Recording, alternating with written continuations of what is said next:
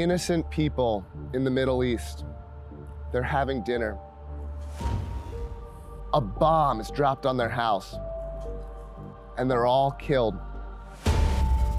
What's the problem with this? It's being done by white men. I am Jeremy Kaufman, the Chief Diversity Officer at Halliburton and candidate for United States Senate. It is time to diversify the murderous military-industrial complex. We need to make the nukes gay. And that's why I'm running for office. Like my fellow Democrats and Republicans, I will support every war. I will support stealing billions of dollars from Americans to kill innocent people, but we are gonna make it so gay.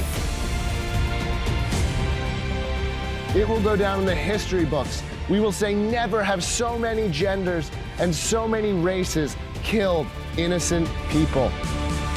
Let's bomb Yemen, but let's make sure a rainbow of skin colors are dropping those bombs. These are gonna be the gayest transist murders the United States has ever performed. That's what I stand for as the Chief Diversity Officer at Halliburton, and that's what I'll do once elected to the United States Senate. I'm Jeremy Kaufman, and I'm gay for this message.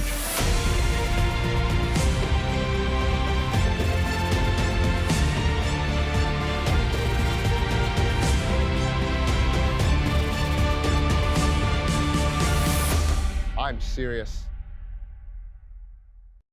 Today's show is sponsored by libertarian conspiratorial fantasy author Jack Casey. Whether you're looking for a 3-book fantasy sci-fi epic of love, death, and dystopian civil war like the Royal Green series, or just looking for a quick, dark, comedic cultural commentary tale about a transsexual slayer of COVID regime vampires, like his latest book, WVW, Jack Casey Books will keep you adequately entertained and pondering the universe to your weird little heart's content. He's the Ayn Rand meets Stephanie Meyer meets somebody who actually writes entertaining books with his own unique little downer-esque flair. Find out more about Jack Casey Books at the aptly named jackcaseybooks.com. Once again, that is jackcaseybooks.com. Have you guys heard of Matt Miller? He's not only the guy who paints those amazing portraits of all your favorite heroes in the liberty movement and in pop culture, but he's also now an official sponsor of this show. From Murray Rothbard to Ron Paul, Dr. Robert Malone to Darth Maul, Matt Miller's Liberty Portraits has something fun for everyone to spice up your home or office and showcase your heroes. Go check out his incredible work at libertyportraits.com. Grab a print to impress your friends, hire him for a custom portrait, or bring him out to a festival to capture your event in real life in a beautiful and unique way. To find out more, just head over to libertyportraits.com. Once again, that is libertyportraits.com.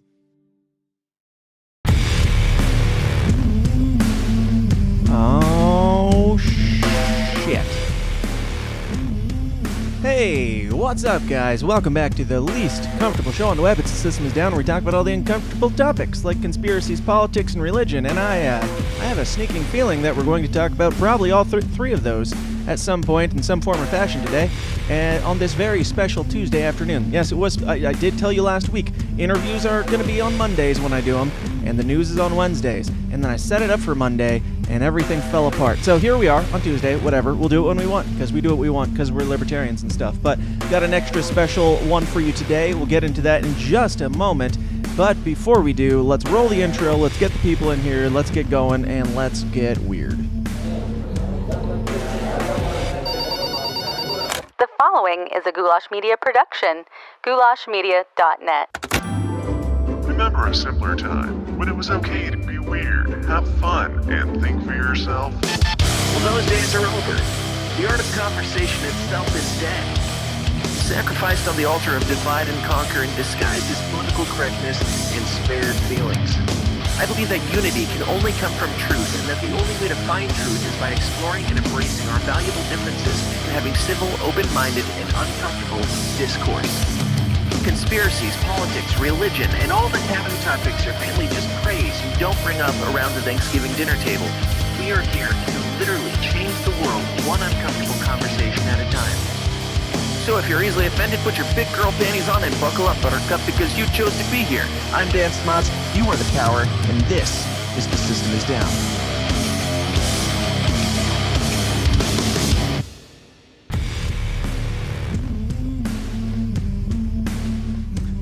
Yes, sir, this is The System Is Down, and today's episode is brought to you by many things, some of which you heard at the beginning, and some of which you will hear right now. Things like you guys in the Downers Club. People like, hold on, kill that music. That's horribly distracting. People like Zach Varnell, Autumn, Danielle. I know there's a couple people that are in here who I don't think I have in here yet. I'm behind, okay? Backed up. It's all good. We'll get you. Hang in there. Lauren Carter, Shannon, Level Zero, Carolina B, Jack Casey, Craig DaCosta, Joe Kabinski. And if you recognize some of these names as being the sponsors of the show, also, it's because I currently only accept sponsors that are willing to join the cult as well and be part of our nice, weird little niche family here. So people like Jack Casey, Matt, and the latest Asteros, which I'll talk about in a second. But if you want to get your name on that list, or if you want to advertise, if you want to get the bonus content, more weird, more raw, more offensive, all the after parties, going over to patreon.com/thesystemIsdown and sign up for as little as $5 a month. That is one super chat a month, because YouTube hates me enough to never, ever let me super chat or monetize a damn thing on this platform.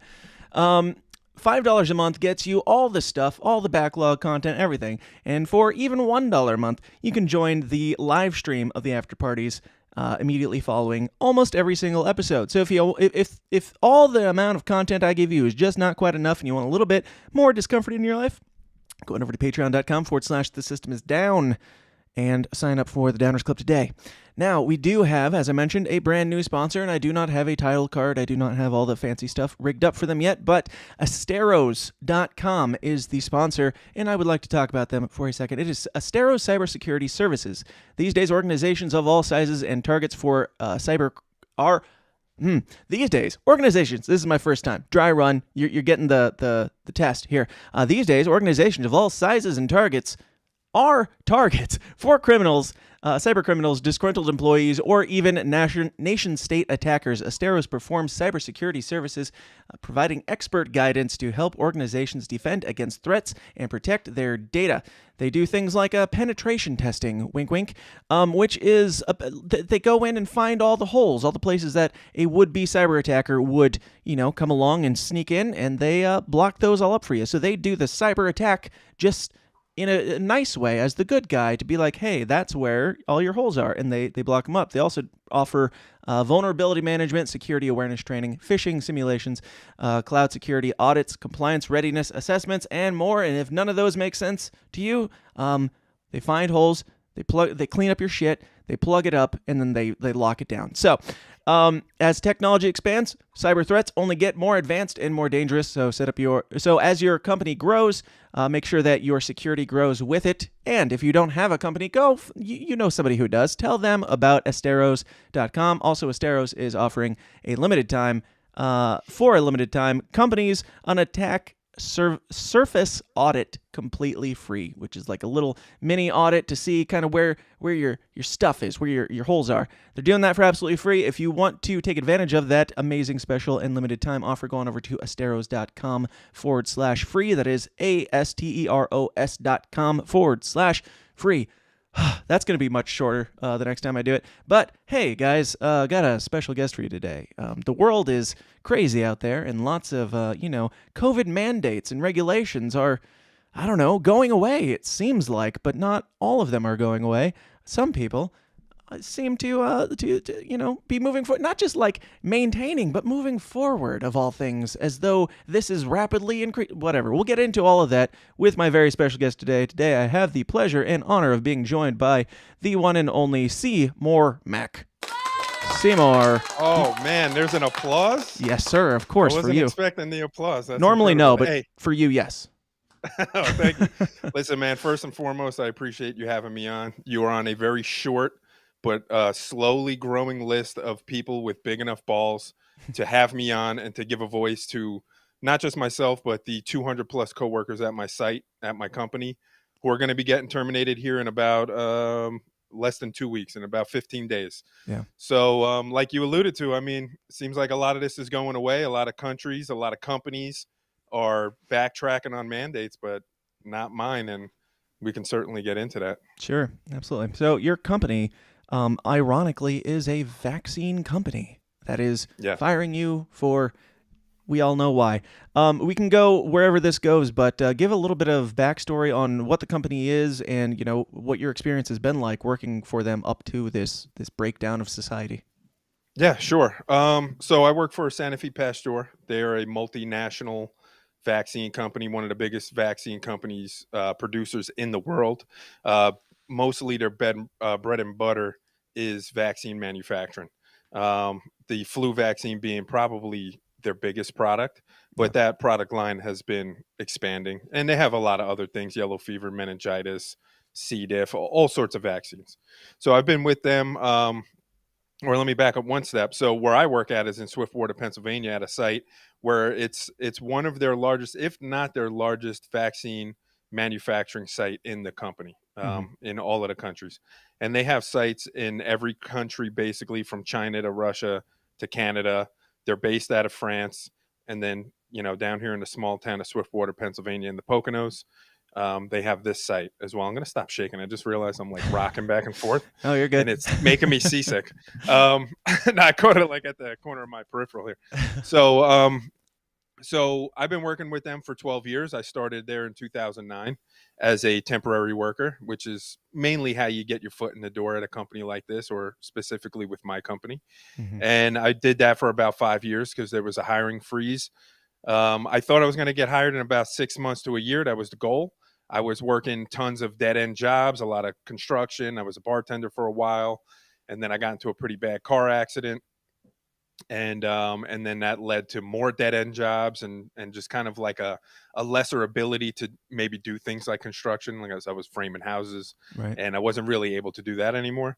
So I kind of heard about it. I knew some friends that were working there, and I said, you know what, if these guys can get hired full time, like, I'm sure I could figure this thing out.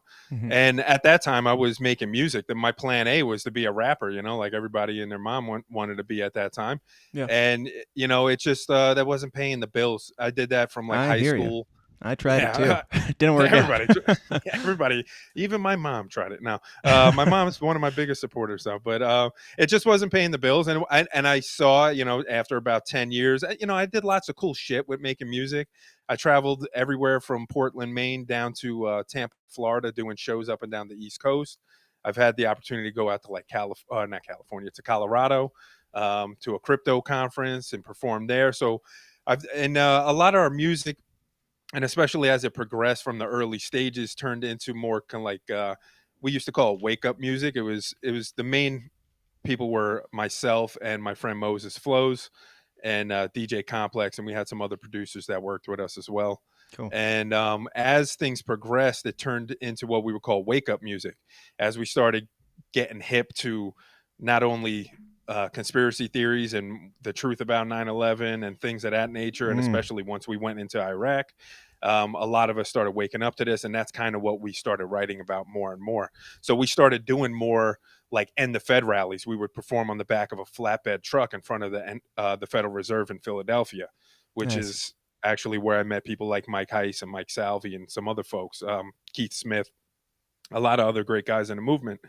So, I just knew that after so many years of doing that and not really having anything to show for it except maybe a bunch of cool memories, it's probably time to get a job. So, I found Yeah. this job and I started as a temp. There was a hiring freeze the year after I started as a temp. That hiring freeze lasted for about 4 years.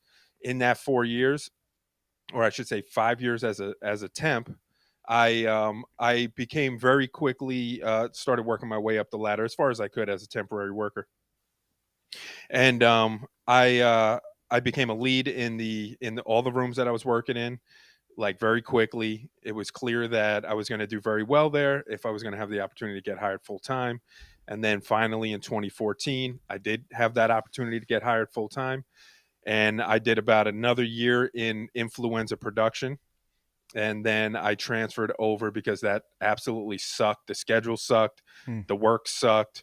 What There is was no influenza third- production? Oh for yeah, like so normal people.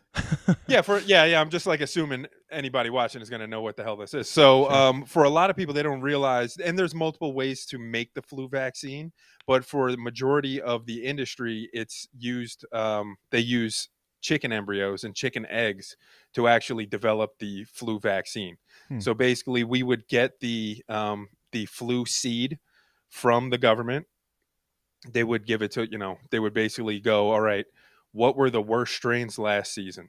And they would just guess, best educated guess Sure. of what the worst strains were going to be this upcoming season. They would give that seed to companies like mine, and then we would extrapolate that out into millions of doses. And one of the methods is using chicken embryo. So you receive a chicken embryo, you inject it with the virus.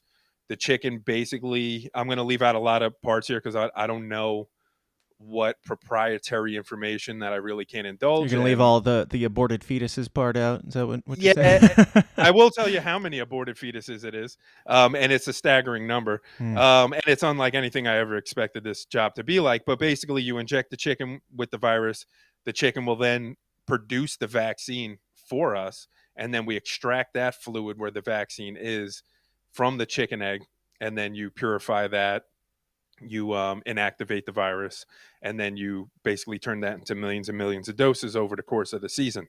Hmm. So, just for example, at a company like mine, and we're not the only ones who do it, although the industry is moving away from using chicken eggs as the source of this. The one building was doing 600,000 eggs every single day during the flu season, which is basically half of the year or more. Another building that I worked in was doing 300,000, and now they have a new building that does almost a million. Hmm. And their plan is to run all three of these buildings. Like the plan was when they got the one that did 600,000, they were going to shut down the older building. But they were like, well, why do that when we could just run it and produce more, Right. get more product out there? So I think the intention is probably to run all three buildings, and you're looking at, over 1.5 million chicken eggs every single day coming onto site, and Hmm. then going through this process. So it's extremely interesting, and again, it's nothing that I would have expected it to be like when I heard about this place. And it was interesting, man. And I really, although I didn't enjoy the most of the work necessarily, or some of the people, a Hmm. lot of the people that I worked with turned out to be great friends of mine, and the process was certainly really interesting, and especially for my area, probably one of the best paying jobs in the area. So I just saw it as a really good way to kind of establish myself and maybe one day buy a house, or Hmm. provide for my family that I didn't have yet at that time. So it was awesome, and I enjoyed working there. So I did that flu production for about 5 years, or yeah, about 5 years, and then I moved into the inspection department, which is after we fill a syringe or a vial, we have to inspect the product, make sure there's no erroneous materials inside of those containers that might go into a patient's arm. So it's more of a safety step. Hmm. And no value added, the company would say, which is a weird thing, but I would say a necessary part of it if you want to, gain and have the trust of your patients, right, and of the community. So I did that for about 5 years, and all throughout the way, just getting promoted, highest performer in my department, basically every single year. The only time I would default to, like, let's say, a average rating was when I moved to a new department. It was my first year in that department, and Sure. they couldn't justify giving me a nine. We have a pretty robust review process that you go through every single year. It's a thing called a 9 box, and you kind of want to land at a 9, but if you're a 9, you're perfect. So they don't like giving those out. Hmm. And a 5 is like in the middle, right? So, but high performer in all of my years there. And then last year, I finally moved into a salary position, and I transferred into an engineering department where I'm a manager associate scientist, which is very cool title that I never expected I would ever have. Yeah. And not to confuse anybody, I'm not an actual scientist. I'm more of a visual inspection scientist, and I can kind of explain what I do there. Sure. And so I've been doing that for the last year, And that's really been awesome. That's been a super interesting and gratifying position to have. My direct manager, Pete, he's a fantastic guy. He's just one of these guys that believes in work-life balance, which is something my company preaches all the time at meetings, but then never actually follows through with. But Yeah. Pete is one of these guys that just believes that if you deliver to him what needs to be done on various projects, then you know what, spend some time with your family. Yeah. Yeah. And I don't want to throw him under the bus too much because I don't know how much of that he has the ability to actually do. But Sure. if you're a manager out there and you're wondering why your workers hate you, it's probably because you're not understanding where they're coming from. And I understand business needs Maybe you and just work haven't needs, but understood where he's coming from. He's just like, I said family's most important, so go spend all your time with your family now. yeah. So he's awesome. So I have a really awesome direct manager, and I've only been there in that position for a year. And so what I do there as a visual scientist is when we get a new product, let's say we have and I support the inspection department that I just transferred out of. Mhm. So when we get a new product, and I'll use COVID as the example because my company is trying to make a COVID vaccine, we have to qualify those recipes for that product on these automated inspection machines. Mhm. There's basically a couple ways you can inspect these vials or these syringes. You can do manual, which we do a lot of, but that's very costly. You need a lot of manpower for that. It's very time consuming. Or you could use like a semi-automated machine or an automated inspection machine. And these automated inspection machines are like, as you can assume, as technology advances, these things are advancing, and it's just like really, really cool. So what we do is we basically say, all right, we're going to have this new product. I'll develop personally, me myself, I'll develop a defect set for, let's say, COVID, and it'll consist of good product, erroneous material in it. And then we'll have a set of that, which we call defects, Mhm. which will contain all sorts of erroneous materials that you would typically find inherent to the process, either like silicone or fibers or flakes, metal shavings, anything like that maybe could come off of a machine or one of the technicians' garments or something like that. So basically, then what we use those defects and those goods in that set to challenge and to build a new recipe and to basically prove that when we run this product through there, that we can guarantee that, let's say 90% of it gets passed as good, that 90% is actually good product and that there's no erroneous materials in there. Now there is, of course, in anything a plus or minus, there's like a little grace area there, but that's basically what I do now in my position. And as you can imagine, it's pretty interesting. I mean, I work in a laboratory. I don't have anybody breathing down my neck anymore. It's not like, oh, Mike's been gone for 5 minutes. Where the fuck is he? Yeah. It's more like, hey, Mike's working on something. Leave him alone. Yeah. And that's been awesome. And which is why getting terminated because of this mandate now, it Spoilers. stings. Yeah, it stings like so much more because I worked, 11 years to get to this position Right. where I was like, oh yeah, I could see myself doing this for like another 30 years. Yeah. Even if I want to pursue my passions on the side, like I actually have time to do that. And I enjoy my work and the people I work with. So it's like, now that things are coming to an end here, Now the rap career is coming back, right? the rap career might be coming back, baby. Yeah. Yeah. So you said something about you got into conspiracy theories and stuff like that, but based off of the last your 11 year history here, I would assume that you're not much of an anti-vaxxer. Would I be wrong there? You are not incorrect in that. And I know that there is a widely used misconception with a lot of the public, and especially when they hear stories like this, which there aren't a lot of stories like this, a lot of Yeah. people like me speaking out. Yeah. But I will give credit to one of my coworkers and a friend of mine, Angela.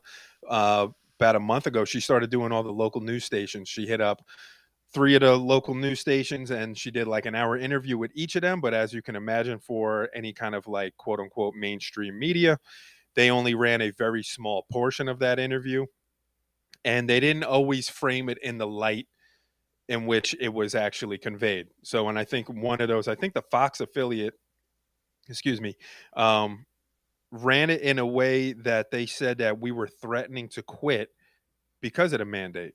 And I will be like, some people have quit because of the mandate, Yeah. but over 200 of us still remain and are being wrongfully terminated. We're not going to quit. Yeah. We are basically forcing the company to follow through with this if this is their plan, and to terminate us. And that's kind of what's happening now. So, you know, when she was doing those interviews and they were posting these things on their social media, like the news channels were, you know, there was a lot of people in the community who had positive feedback and support for her and for us, and a lot of people, as you can imagine, you know, the triple vax, double masked people, Yep.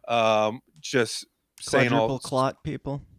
yeah, you know, those clots that are running towards the brain, Yep. and kind of giving them a little issue with their thinking capabilities. Yep. They, you know, they had a lot of shitty things to say. And one of those, of course, was the old you know, what are you, just an anti-vaxxer, a Trump supporter? Right. And this group of 200 people, myself included, you know, we're very diverse.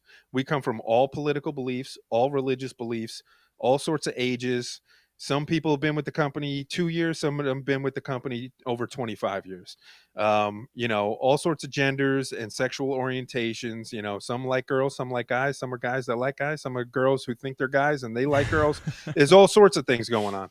So it's not as simple as just putting a rubber stamp and that anti-vaxxer Trump supporter label on us. I have one of my coworkers who is very close to me. I worked with her for a very long time, and she hates Trump. All right. Sure. She would never vote for Trump. She could never even imagine voting for Trump. Not even after having what we have now would she ever vote for Trump. Yeah. And then when people say things like this to her, you know, in that public square that is Facebook, Right. I could tell it just eats her up inside, because she's just like, that's not who I am, you know? Right. Well, yeah, when Alex Jones got banned, we all, like, the people who were awake and paying attention to what that was, we were like, you know, yes, first it came for Alex Jones, and nobody said anything because, you know, we're not crazy conspiracy theorists or whatever. We're not afraid of, like, Sandy Hook or whatever. Maybe I shouldn't say that on here, but, like, that's that might be the one you shouldn't say. Oh, I've gotten banned already for it, but, yes, they will. But, yeah, we're not Alex Jones, and, you know, time goes on. We all said, you know, if you look at this, as it plays out to its fullest conclusion, it's going to be all of us at some point. And I don't think any of us knew that this thing would come down the pike that would, you know, make it happen at warp speed, like more quickly than any of us saw it coming. We're all getting canceled now because we're all, like, we've got anti-Trump people who are being called anti-vax conspiracy theorists just because they don't want to take a you know, a medical test, a medical procedure that has not been fully fleshed out. So what is like what is kind of your personal perspective on the COVID vaccine? So yeah, I mean, I think even worse than these people who aren't Trump supporters being called anti-vaxxers, they're being called Trump supporters, and Right. that hurts them even more. So Right. it's like, this is just one of those things where if you wanted to make a Trump supporter out of somebody who wasn't, yeah, well, this is going to do it. Right. If you wanted to create anti-vax people, and especially for like a company like mine, they're the way that they're going about this. I mean, a lot of these people, and of course, I'm not going to give names out, but a lot of them were like, well, I fully trusted our industry, and now I got lots of questions. Right. So if you Do you want think to this is all a create more, QAnon thing? Q's out there just like, hey, let's make everybody do these lockdowns. So that, I'm totally joking. you got to but- trust the plan. Right. Okay, trust the plan. Where we go one, we go all. That's right. And it seems like we're all going to fucking unemployment line at my company. So, Right. yeah, no, you know, I don't feel like that, you know, and I'm super big into conspiracy theories. You know, you know what, you got to put those in quotes now, because every Right. conspiracy quote theory has become conspiracy fact. Right. And I mean, even down to Alex Jones saying that the frogs were turning the water gay, or the water was turning the frogs gay. Right. You know, I mean, even that, I mean, Tim Pool had to fact check him when he was on the show and was like, holy shit. Like, yeah, I mean, I guess you're actually right. I mean, he's so bombastic with the way he says shit, and he's got so much in his brain that he just throws out there like a freaking machine gun that it's hard to decipher, and sometimes it's hard to believe what he's telling you. Sure. But I think in most cases that guy has been pretty spot on, except for maybe the Sandy Hook thing. Mm-hmm. And even still, I mean, there were probably even some points to that he was actually like maybe onto something. And I think in a lot of ways he was misled, specifically by that one guy. Who was that one guy? Like Wolfgang not Wolfgang Oh. Puck. There was like Albig? that guy. Yeah, that guy. That's who Man, got that guy me banned because I had that him guy on my was show. making a believer out of a lot of people, man. I had him on my And, show. YouTube did not like that one at all. No. I bet they didn't like that. And you know what, man? I was I don't want to say I was on the train. I was on the train, and at that point I think I was so beaten down Sure. that I was willing to believe just about anything. But then of course when the guy didn't really deliver on Yeah. the information he kept saying was coming, it was coming, it was coming. I think even somebody like Alex Jones was like, shit, man, Yep. like I got played for a fool. Right. So it, but I think even at this point, look, I mean, think about back then. What year was that? That was 2000 and I have no idea. It's all a blur at this point. yeah, it was like 2012, maybe like that. 2011, somewhere around there, right? Mhm. And think about how far we've come and how much crazier shit has gotten to the point where now you can't believe anything that's said either online, especially on the news, Mhm. or just nobody knows what to believe. So now there's just such a division, even in like one's own mind. Yeah. To go, man, I just don't even know what to believe anymore. And then what a lot of people do is instead of just doing what we would do, which is go, I'm not going to believe anything. I'm going to question everything. And then I'm going to base my like final conclusion off of whatever evidence that I could see and come up with and verify. And then there's just some shit you're going to have to put in the hands of the experts. Mhm. You're not going to be able to verify something because you're just not an expert there. But, you put all those things together and you go, okay, now I'll make my decision, and hopefully it's one based off of reality. But what a lot of people are doing is they don't have the capacity to do that because their brains were blown apart during 4 years of Trump. Yep. And they believed everything that CNN and MSNBC told them, and they still do. A lot of these people still believe that Russian collusion was an actual thing. Yep. And these people, instead of having critical thought process, they just shut down and they just believe. Right. And it's like believing in Santa. I'm sorry, spoiler alert for any of your. I don't know what you're following. Not like that young is, of demographic, so I think we're okay. safe. Yeah. A lot of boomers in the chat. Okay, we're good. Yeah. A A lot of so middle-aged white women, actually. I don't know why, but it's cool. it's the haircut. I think it's because we're on like during the daytime when they're at home and their man Yes. is out working. Maybe I don't know. Yeah. You're like replacing the daytime soap operas. That's man. right. That's why they say I'm the View because I'm on at this time. Anyway, back to You're very smart, man. Your approach is fucking genius. I just want to tell you this, man. I'm just realizing a lot of this is connecting for me. Yeah. Everybody's doing their shows at 7 p.m., man. Yeah. And you're doing yours at fucking 2 in the afternoon. So It was mostly out of convenience because I work at home and nighttime is family time. But and then I don't have to compete with everybody else. So you're absolutely right on that point. But back to what your thoughts on like the COVID vax in general? Because there's a lot of like speculation. As somebody who works in the field for the last 10 years, like what's your insight on how they rolled this out and how they move forward with it, and maybe if you're willing, why you don't trust it enough to get it yourself? Yeah. I mean, so, just working in the industry for 12 years, and I'm not a scientist that develops vaccines, right? So I just want to make that very clear. I'm not going to pretend like I'm an expert in that area, Sure. but I am very, very familiar with the manufacturing process and the amount of effort and the amount of red tape and bureaucracy that surrounds just producing a vaccine like the flu vaccine, which has been on the market and been, widely available for decades, right? And, longer than I've been alive, this thing's been available, and there's plenty of long-term data on it. And even today, just to get a single flu vaccine out the door, it takes a tremendous effort. And I understand that process very well from basically start to finish, from the dirty end of it all the way to the part where I'm at now, where it's more of like an engineering and assisting role, and a process improvement role. And these things take a very long time to get to the point where you could even start producing them. And I know that, even for somebody who was like a Trump supporter or voted for Trump, to see this thing get rolled out, this Operation Warp Speed, and then to see something come on the market in the time that it did, that right there was red flag for a lot of people. Well, mainly the 200 plus people who are still going to get fired. Yeah. We just understand that this process takes a very, very long time. And I deal with the FDA on a pretty regular basis in some capacity, either just like everything I do is regulated by the FDA. So I really can't even fart in the office without the FDA giving me approval to do it. Yeah. So just understanding the red tape that comes along with that, I understand, at least I would think, more than the average Joe, somebody who's just like maybe working construction or some other type of job field, on what this process is like. And that was very concerning to me, to see how fast something came to market and then got that emergency use authorization, right? Mhm. So I burnt my tongue on a piece of chicken cutlet yesterday. So I have a burn right on the tip of my tongue. So I feel like I'm lisping, and if It's I all good. am, I'm very sorry. But I feel like I'm very sorry. bad.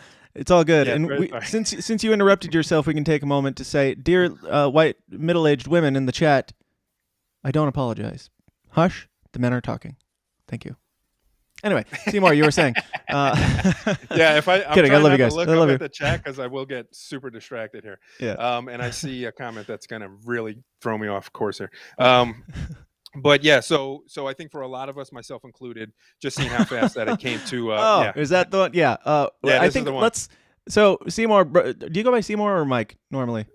Seymour, Mike, Mac, whatever you want to call Mac, it. Seymour. Whatever's Okay. easier. Yeah. Yeah. I think we'll save, because you brought it up before we started rolling here, and I think we'll save that for the after party, because Yeah. it has nothing to do with what we're talking about here, but it's Nah. taken up too much of my morning already, so we'll keep that going in the after party. Get in there. And that'll derail us Patreon.com// even more. The system is down. Yeah. All right. Yeah, Anyway, please make sure you join his Patreon, please. That's right.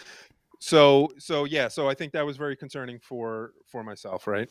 And like I don't typically get a flu vaccine. I've gotten all my vaccines as a child. I was born in '83. I still have my vaccine card. I wish I actually would have brought it down here, because I could tell you exactly how many vaccines and boosters I got in my young life. Right. But I could tell you it's less than 15. And now you get probably 15 by the time you're 6 months old. So, And if COVID's around, you might get 15 by the end of the year. Who knows? yeah, I mean, every 6 months you're getting something Mhm. something to bolster it up. But so like I typically don't get a flu vaccine, just because I've been a pretty health conscious person. I mean, lately I've been losing myself a little bit, but I eat pretty healthy. I don't really eat out or fast food too much. My wife is a very good cook, so she makes sure that we're eating pretty well here. And I was always into fitness. Especially my time being with the company, I was always like a gym rat. Mhm. And, I just felt like there were plenty of treatments, especially if I were to get the flu, that I would be able to take instead of getting the vaccine, that were publicly acceptable to take. I mean, everybody by now hopefully has seen the video of Fauci from like '93 or wherever, where he's telling the guy, like, no, if you get the flu, you don't need the vaccine, because that's the best vaccine you could ever get. He's And very that's adamant about it too. He's like over and over, like several times, like, no, you don't need it. Like, there's no reason for you to need it. If you if you already had the flu, obviously you wouldn't need that, would you? It's like, he almost slapped that the makes a shit lot out of of that sense. guy, like fucking Will Smith, for Yeah. even like bringing it up over. He's like, if you bring it up again, I'm gonna drop kick you in the face, bro. You don't need it. And I wonder what that is about. Like, looking back and knowing what he's like now, I wonder why he was so willing to push back against the industry on that particular point, when now he's just made an absolute complete 180, obviously. Mhm. But so yeah, the last time I got a flu vaccine was actually end of 2009, 2010, when swine flu, we had that little swine flu scare. Yeah. And mind you, I was still a temporary worker back then, so I was trying to get hired. And they had a flu clinic, like, they always have flu clinics there, because you can get the shot for free. We produce it. They'll give it to you for free. You bring your family in, whatever, your friends, whoever the hell you want, and you basically get this thing for free. And I remember telling my manager at the time, like, hey, no, I'm good on that. I don't really need that. And he goes, well, I know you're trying to get hired, and let's just say you happen to get sick, it's going to be very frowned upon. Mhm. And I said, loud and clear, read you. Right. And I went right down to that clinic and I took the shot. And So I you actually developed wound up. a backbone after that, somewhere between then and now. Well, so at that point, and so here, let me put it. Desperation. Desperation could be some of it, but also, like, I'm not that terrified of the flu vaccine. Like there's Sure. lots of data on the flu vaccine. I don't necessarily think everybody across the board needs it every single year. I think there certainly are demographics that benefit from getting the flu vaccine, especially older folks. but like giving like a little baby a flu shot or something like that, like I don't really see the value in that. But Yeah. again, I'm no Dr. Fauci, so who the hell am I to You say? are not But the that was just my own. science. Yeah, but I wasn't like completely invested with like being against getting that shot, and I certainly wanted to get hired. And when he said that to me, I knew exactly what he was telling me because he was going to be the one giving me my interview at that time. Mm-hmm. So I mean, you add one and one Sure. together, it Yeah. equals three, right? So And back in those days, I mean, who amongst us wouldn't be like, yeah, we'll get a flu shot. That's not the big a deal. We don't normally get them because we're usually fine and don't get the flu. Like, I don't know. yeah, I know this is all anecdotal, but everybody that I talk to says basically the same thing. I got the flu shot because it was normal when I was a kid, got it all the time, and every year I got the flu. As an adult, I don't get the flu shot, yeah. don't get the flu. So, don't know. That doesn't prove anything necessarily, but I don't know. But yeah, I can totally see where you're coming from on like this is a thing that's been around for a long time, and yeah, I'll go ahead and do it because if any employer was like, no, you gotta be vaccinated for the flu, we probably it was a different time where there's not COVID regime bullshit, lockdowns, and mandates all over the place. So Yeah. it's all Yeah. good. And also, so this is here, I want to say something else on that too regarding my employer. Um, I have never, besides that one time where I was coerced or let's say led into getting it, um, my job does not require you to get a flu vaccine. Mhm. There are no vaccines that are across the board required for all of their employees except now for the COVID vaccine. So I think this is probably like a big misnomer as well, where it's like, well, working for a company like that, you got to be vaccinated for it. There are only very specific reasons and cases where you would be required to get a vaccine. And one of those being yellow fever. It's a live virus. If you work in that area, you have to have that vaccination. That makes a lot of sense to me because if you get yellow fever and you're unvaccinated, especially, it's going to be a bad day for you. All right. Sure. So that makes a lot of sense to me because it's a live virus. When you're working with the flu virus, unless you're working in the seed labs when you first receive it, you're not working with a live virus anymore. In the egg rooms that I worked in, and this is a very inherently dirty process. I mean, you want to talk about aborted fetuses, 600,000 chicken embryos running through an automated machine, Wow. at a pretty fast rate, and Mhm. where any downtime is lost money. Um, you know, these things go all over the place. And at the end of that process, you have to clean these machines manually. It's not like some enclosed thing where it just cleans itself. Right. And there are literal little chicken fetuses all over the place. And when I worked in there, and I worked in that one particular room for like 3 or 4 years straight, and I got this fluid in my mouth, in my eyes, all Jeez. over my face, all over my body, and I was never required to get a flu vaccine even then. Yeah. So like you would think like, okay, yeah, that would probably be a requirement, but it was never a requirement. So I think a lot of people kind of misunderstand maybe how this industry works a little bit in that regard as well, uh, where it's never been a requirement. It was only until COVID happened, and then specifically last November when they rolled out the communication where they said this is just going to be a requirement for anybody who's currently working for us and anybody who's looking to get hired. Mhm. So I think that was the point I was trying to make. I kind of feel like I got off track for a second, but no, I think that was That's the what we point I do was trying to here. make. You're in Yeah. good company. All right, Yeah. good. I had a question I was going to ask following up on that, and that's totally gone too. So it's all good. But All right, cool. yeah, I should probably write shit down. Let me Yeah. put this pad in front of me here. at least you're not hosting a show. Like I'm doing that, and I still don't write shit down, so it's all good.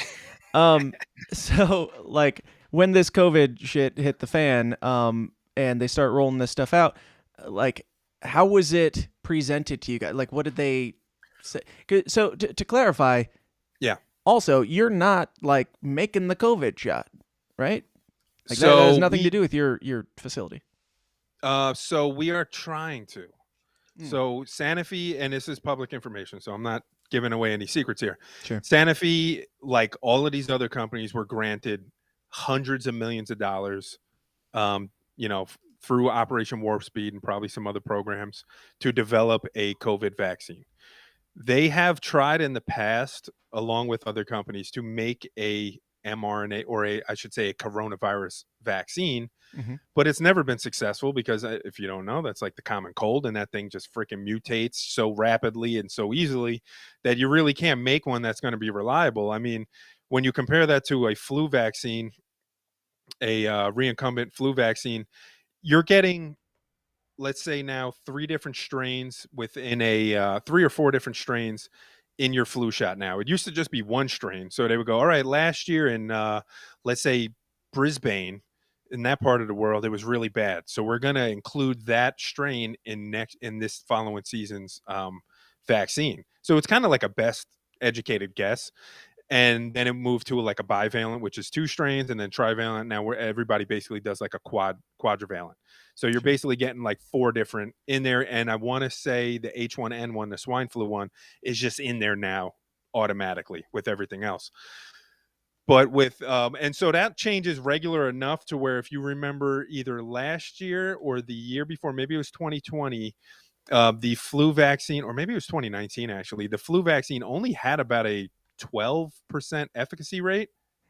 I may be getting that number wrong. It might be 20, but it was very, very low. And it was just because they picked the wrong strains. The strains they thought were going to be the worst hit areas of the world, they just were not the correct strains. So even that has obviously some play in the efficacy from season to season. But when you talk about a coronavirus, and again, I'm no expert in coronaviruses, I just understand that they mutate much, much quicker and much more easily than that. So they never really were successful in creating a vaccine, because it just, you're gonna be getting a booster every couple months or so, and it's kind of like what you're seeing now. So our company is trying to make a vaccine. It will not be a COVID vaccine. It will not be a mRNA vaccine. It's going to be more of what you call like a traditional vaccine, much like how their flu vaccine is. And I believe they have, publicly available data shows that they have some clinicals going on right now. And in my department, in my capacity, I actually have worked on several COVID projects, trying to develop the defect sets for these machines, so that way when something is ready for market, that we could inspect these things safely and get any defects out of them. So like, there is a push at my company, but my company currently does not have one. So when they are forcing their employees to take a COVID vaccine, they are forcing them to take a competitor's product, which in any industry, but especially the pharmaceutical industry, that's like a big no-no. You never promote Pfizer's products if you're working for Sanofi. You never promote GSK's products if you're working for Sanofi. Now, there are some relationships there in some capacities where we may work with one of these other bigger companies to try to develop something, and you're seeing a lot of that surrounding COVID, especially. But and in a lot of cases, a company as large as my company will just buy up all these smaller companies and startups, and then basically just bring all of that knowledge and whatever product lines and product bases that they have underneath the Sanofi umbrella. So, we don't have one of our own. So they're pushing Pfizer's or Moderna's vaccine on their employees. They're holding, like, at this point, I think it's like weekly or bi-weekly clinicals to try to convince the remaining folks who are unvaccinated to take the shot just to keep their jobs. And it's worked. I mean, they rolled this communication out in November of last year. They said, hey, this thing's going to be coming. Your deadline is basically going to be, I think it was February at first, or maybe March. And then they wound up pushing that back to April. April 15th is the deadline now. April 20th is when we all face termination. So back in November, I was like, really, I don't know, man. Like, I just didn't want to believe that they were actually going to go through with it, because especially at that time, especially like November, December, January, Omicron hit, was around. We started seeing that this thing was not fatal, like basically at all. The numbers were coming down. Everything was starting to even out. You started seeing countries that were like super, super duper lockdown and mandate. They were rolling back. Companies within our own country were rolling back their mandates for many reasons, mainly financial reasons. I want to say their bottom line was being hit because maybe there were just enough people at their companies that were speaking up saying, oh no, we'll just walk out right now. And then, what you're seeing is everybody has their bottom line. And as soon as you hit it, well, it's not that deadly anymore. We're Right. going to back off of the mandates. So we started seeing that. So November, December, I put on a big front, man. I was like, this is not like, I'm not worried about this. Yeah. Whatever, even if they go through with it, I'll just go get another job. It's Mhm. not really a big issue for me. And then in January, I realized that they were not going to back down. Now they did. There was like a little bit of hope there because they pushed it back from like March to April, but I think that was really just business continuity. At that point in January, from the numbers that I was aware of, there was over 400 of us who were still unvaccinated. From January until the point that we're at now, that's been cut in half. Now, some of those people have willingly left the company and gone to other companies who aren't enforcing this. Some of them have already been terminated. Like we have a site in Jersey, another site in Boston that they terminated a lot of these people back in the middle of January. Mhm. Now, the shitty thing for those people is my company pays out our bonuses, excuse me, in March. Yeah. So those folks, one of which who, many of them, but just one that always comes to mind when I'm talking about this, she's been with the company over 24 years. And she got let go in the middle of January. And Mm. not only did she lose her career, but she didn't get that bonus. And that bonus for her, I'm just assuming for how long she worked with the company and she was a salary employee, was probably in the neighborhood of at least $10,000, maybe before taxes, right? Mhm. So that's a substantial amount of money that if you're going to be terminated, you are 100% hoping and wanting and needing to have come your way. And that bonus, mind you, is for the year 2021, which she worked completely. And from what I understand, did a very good job. And she got that robbed from her. So she got her Jeez. bonus robbed from her. She got her career robbed from her benefits robbed from her. Um, and in a lot of ways, you have your I don't know if morality is the right word robbed from you because she kept her morals, but Mhm. maybe just the way that her community and her coworkers and maybe some of her family started looking at her, and the same thing goes for me and anybody else in this position. You start getting looked at like you're just that crazy guy. You know what I'm Right. saying? Like you're just a fucking idiot. And that's not the case. These are very smart people. I mean, these people have dedicated their lives to this company. They would have stayed there till they retired, including myself. Yeah. And they're not stupid people.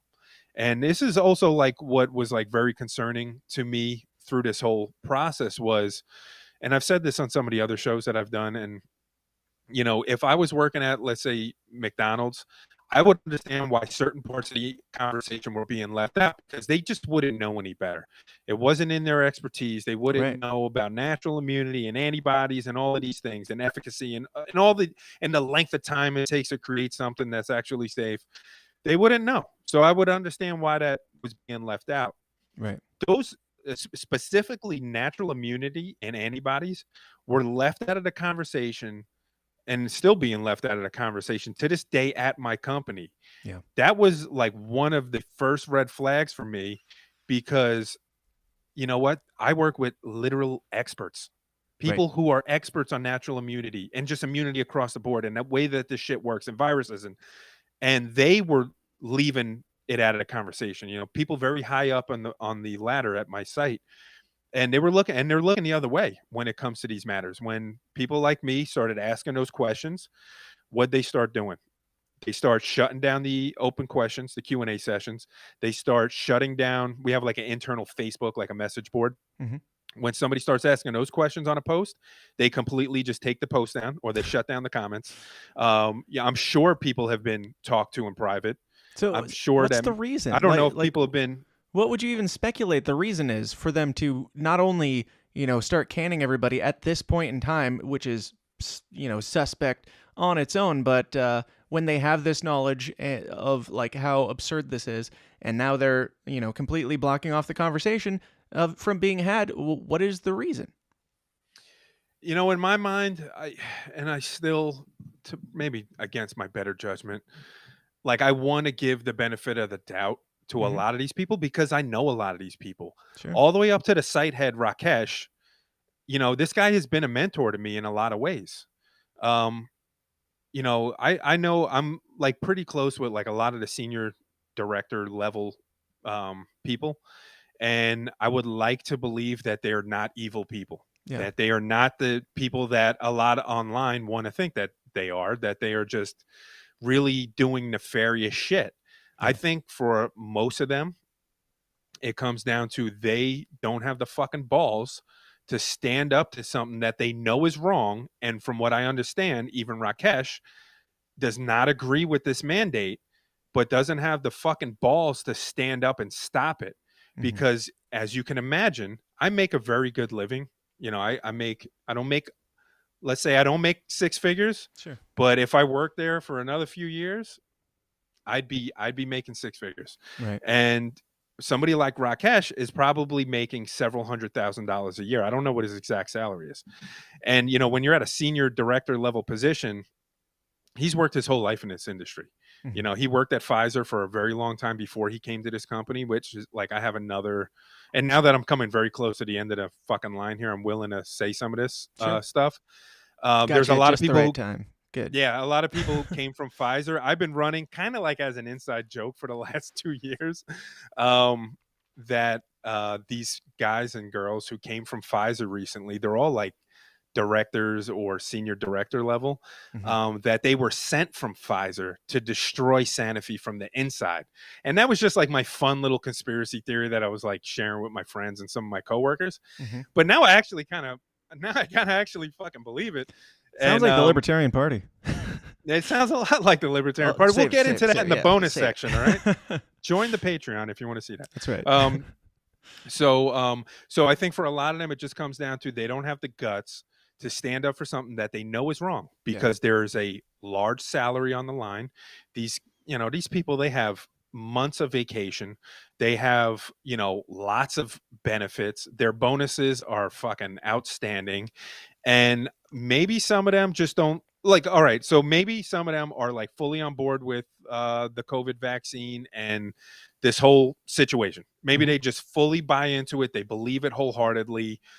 Whatever information they're looking at, or for whatever lens they're looking at the information through, it makes sense to them. They just 100% believe it. I believe that there's probably some people like that. Yeah. But I think for the most part, it's people who know that it's wrong. Not that they think that the vaccine is just like useless and stupid, but they just don't believe in forcing anybody to take a vaccine. But they don't want to sacrifice losing their salary and their livelihood because, they got children and a lot of them are in college and, Right. You can only imagine what it would feel like having to put that on the line. And I could tell you what that feels like because I am Right. putting that on the line. Right. I have an 8-year-old son. I have a wife who's a full-time nursing student. My wife worked in this industry and for my company for a long time. So she's very aware of how the whole system operates. And now she's going into like the other part of the field, right? She worked in the production of it, and now she's going into the client part of it. So she's like very aware of like all of this as well. And, I think, it's just like, I know what it feels like because this isn't an easy position to take. The easiest position I could take is to put my arm out, take the vaccine, and just hope nothing happens to me. Right. That would be the absolute easiest thing to do. Yeah. And that's what a lot of people have done. In January, when there was 400 of us and now there's only 200 of us, that's a lot of them went, you know what? They're not going to back down. So I'm just going to go through with it. And I'm just going to cross my fingers and I'm going to pray to my God that Right. nothing happens to me. Just Russian roulette for the cause. Yep. It's Russian roulette. It really is. But I think for a lot of these people, they get it. Nothing happens, at least in the immediacy after they get it. Yeah. In most cases, I want to say that there's like no negative side effects. Like So a lot far. of people don't even get like a sore arm or like a fever after it. Like for a lot of people that happened, like a lot of people that I know, they were like, oh, nothing happened to me. So like, okay, you hear enough of those stories and you go, you know what? Fuck it. I'm just going to take the leap of faith here and I'm just going to go through with it, even though they really, really don't want to, and they really are being forced to do it. In a lot of ways, they're being coerced into doing it. So I think these people. I've had friends who've done it. Thank God they're okay so far. But yeah, it's insanity. And I did want to ask. You talk about like all these people making these decisions. Like, where did the actual who's the high up that decided that this needs to happen? Because it only happened. It's not happening at all their facilities, right? It's primarily yours. Yeah. So who is this a CDC thing that was put in place that they mandated, or who's making the mandate here? Well, who's really making the mandates, right? I mean, Well, who are they saying is making the mandate? yeah. So I'm happy you bring this up because I will call this lady out personally. It is what they have is Melinda a U.S. Gates. Melinda fucking Gates, man. God damn you. There's a U.S. crisis committee, right? And it's ran by a woman, Carol. I don't want to give her last name because I just don't know. It's I'm always still a working Carol, there, man. so It's always a just like Carol or a but Karen. it's always a Carol or a Karen, right? Hmm. And she runs this whole show. So really, everything kind of goes through her. She's a middle-aged white So woman, isn't she? she is.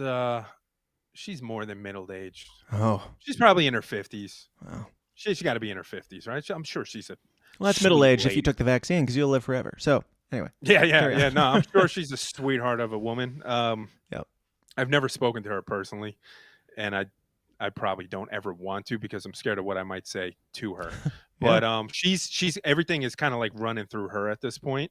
Of course, they say, well, we're following CDC guidelines, and if CDC guidelines change, then we'll follow those. Mm-hmm. But you Then better we'll tell you that you don't have to have gotten that vax that you already you can't undo this thing. So it's like, yeah, we'll Yes. take it away later. It's like that doesn't help anything. Yeah, and that's a big problem for me personally, and a lot of the folks that are getting fired with me. Yeah. Is like I know at some point that's going to happen. Like I know this is all going to go away at some Right. point. The mandates, the masking out in like freaking public. I had to go to the doctor today. I go to one of his offices, no problem. I go to one today, which is like in another area. Oh, do you have a mask? Now, mind you, this girl had purple hair, so who the fuck knows where she was coming from? Sure. But yeah, she, I had to put the mask on, and it's something about wearing a mask, especially in April of 2022. It immediately turns me into a piece of shit. Like I get into such a bad mood because I know. Like I stopped wearing masks and carrying masks around over a year ago. Like I Yeah. played the game for a while. Like, when I go on site to work, like I'm like, you have to wear a mask for the most part. Mhm. I mean, it was even to the point, and they stopped doing it now, but it was to the point where if you were outside, they wanted you to wear a mask at work on Jeez. site. And so like where we park sometimes and where our buildings are, it could be like a quarter-mile walk. And it was I remember it was the middle of August of last year. And they were like people yelling at you from across the parking lot, or you get an email. Somebody informed me that you were God. not wearing a mask in tier 2. Like, yeah, tier 2. I walk from tier 4, which is a half mile from my fucking building. Literally nobody out here, and it's 90 degrees out. Like, Yeah. what are you talking about? So, and then I don't know, for whatever reason, they stopped doing that. And I couldn't even give you the reason why that was. But these mandates are basically running through this crisis committee now. And a very salient point is that they are not mandating this across the board at all their sites. We are a French company. Our main company is based in France. France, although may be like a beautiful, aesthetically pleasing country in some areas, Mhm. I would like to think it is like not America. It is not as free as the country that we were lucky to be born in. And they're not even mandating it at their sites necessarily in France. In Canada, they're not even mandating it at their sites in France. Now, a lot of these sites are unionized, so that may be part of the reason. Mhm. Or there may be some other reasons there that I'm just unaware of. But but more importantly, what they say is when we bring that point up to Carol, is that every country has their own rules and guidelines, and this is just what we're doing in the United States. Well, except that point falls on its face because it's not even being mandated in all the sites in America. Mhm. So in Tennessee, for example, in Chattanooga, Tennessee, we have a plant, and it's not being mandated there. Now, that may be in part because from what I understand, Tennessee has like a very strict law against mandating medical procedures for your employees. That may be it. It may be in part due to the outcry that happened early on when the communication came out, and they just crunched the numbers and said, well, we'll have to shut that place down, so we can't do it there. Yeah. So there may be some things like, and I might not be 100% accurate on the exact reasons here, but from what we understand and from what I understand with the information that we have available to us, that seems to be the reasoning for this. And when we ask the questions about those, we kind of get crickets. We don't really get a good answer on it. And in the beginning of the show, you said, like, it seems like a lot of these companies and places are getting away from this. Yeah. But now, my company is going full force ahead. Right. And you got to scratch your head and go, why the hell is that? Like, Right. why Why would they now? even do that? Yeah, why? Like, if you were gonna do it during the pandemic at the Yes. quote unquote at the time. And yeah, it's Yes. bizarre. It's bizarre. Yes. That's a good point, man. And that's when they should have did it. They should have did it when the vaccine was available, or when it first was available, or Well, maybe they shouldn't like do it at all. they shouldn't do it. But if you're, Yeah. let me play devil's advocate Right. here. If you're gonna do some really immoral shit like this, Yeah. you do it when it's scary, when Right. it's really scary, and makes the sense. data is still convoluted enough to where people will believe that it's super scary still. And Yeah. now I feel like it's just such an inopportune time for a lot of this information to be coming out, especially in this past week, Mhm. you know, with the second dump of the Pfizer documents, and this fucking video comes out with Fauci, you know, of him saying the shit about the flu vaccine in the past. And just like all of these studies and all of these articles that are being written that show that, you know, like, oh, well, in these trials, they were getting the COVID vaccine, and then they were getting COVID from the vaccine, and like within 7 days, and like all of this shit. So I haven't vetted all of these stories, right? But Yeah. there's a lot of information that's out there that would go, man, maybe this isn't the smartest time to try to implement Right. this mandate, because it just doesn't, on its face, does not look like it makes sense or is even necessary. Right. Because you have to imagine, and from what my company's standpoint is, this is being done for safety. This is Right. 100% only being done for safety reasons. We want to keep our workers safe, and we need to keep them safe from you unvaccinated folks, because you're the ones that are going to kill everybody. Now, we know that that's not true. The winter of death for the unvaccinated that Mhm. former Vice President Joe Biden promised By us. the way, guys, you can get your Winter of Death shirts at thesystemisdown.tv/store, I believe. I'm fucking lining these things up for you, baby. I'm not even. We're not. I've never met Dan before. We didn't pre-plan these plugs. I swear to God. Yeah. So you would think that, all right, if this is being done for safety, in the name of safety, all this information coming out right now does not really lend well to their mandate. Mhm. So so you know, like, they're not mandating across the board, which doesn't make sense to us. They are denying basically almost all of the religious exemptions and even the medical exemptions. There have been a few medical exemptions that I know of personally that have been granted. And there have only been, I think, one religious exemption that I know that have been granted. And it was under the stipulation that this individual said, you can revoke it at any time you want. And that for whatever reason, they agreed to it. Yeah. And they were like, okay, fine, we'll say okay, and then we'll basically pull the rug out from under your feet. Right. And maybe they felt like they needed this person a little bit longer, you know, for whatever job that this person was doing. I don't know, but I think this person's leaving the company anyway, regardless. But that is the only, or no, there might be one other religious exemption that did get granted. But the vast majority of them, let's say 95, 98% of them, have not been granted. And the reason that we are given, now I will be clear here, I did not wind up putting in a religious exemption, even though everybody told me to, and I fully planned on doing it. When I wrote my my religious exemption letter up, it was based on a lot of truth, but I felt like in order for them to probably accept it, I was going to have to embellish a little bit on my faith. Right. And at the time that I had written my letter, I was not saved. I actually did not turn myself over to Jesus Christ and really give my heart to God until actually about a week or two after the exemptions were due. And it just was just the timing of everything that was going on in my life. And I could talk about some of those things. Yeah. Because I think it's important to talk about mental health and just like all of these other things that have come along with this. So your options were, I respect that a lot. Like, not even, but it wouldn't have mattered because obviously they're not going like to adhere to these religious exemptions anyway. But for you to, even as like a non-believer or whatever at the time, you were like, you know, that they're forcing you to either comply or lie. Like, they're either way. You have to bend on your principles. There is no middle ground of you get to, you know, just live a happy life and work your job like you did last year during a pandemic. Absolutely. Yeah, absolutely. So, and that's a good point. Like, you're setting me up also, man. So like, I didn't want to be a liar. And I knew in my heart that they were just going to deny this shit anyway.